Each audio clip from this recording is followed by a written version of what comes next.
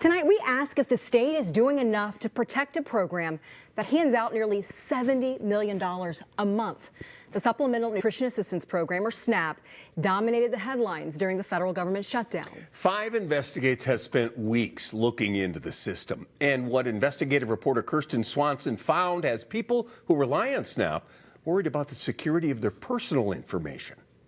For Mateo Halbis-Laban, the past 6 weeks have been interesting, stressful. Halbis-Laban is one of more than 440,000 Minnesotans who rely on SNAP benefits that lapsed during the recent federal government shutdown. It's really scary when you don't know when your next meal is coming from. In Minnesota, when people apply for SNAP, their information goes into a massive computer database. The system pulls from all kinds of sensitive documents to determine if you're eligible for the program. It's medical records, it's health records, my lease. I mean, that is information that, no, I don't necessarily want other people having. That system with all that personal information in it was a focus in these audits of federal spending in Minnesota, recently reviewed by 5 investigators.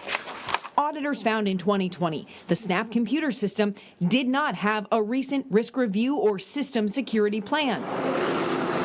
The Department of Human Services, the agency that oversaw SNAP at the time, acknowledged the finding and cited a lack of staff resources, but told auditors the system review would be completed by May 31st, 2021. Can you tell me what happened there? Sure. Tiki Brown is commissioner of the Department of Children, Youth and Families, the state agency that took over the administration of SNAP in 2024. What we understand that to be is that there were documentation that was not adequately supplied during that audit that has since been remedied. But we discovered the same issue emerged again in 2023. The auditors wrote DHS did not complete a recent information system security review, which they said helps identify risks and vulnerabilities. How is the department going to prioritize the security reviews to make sure that this issue is not brought up again in the audit?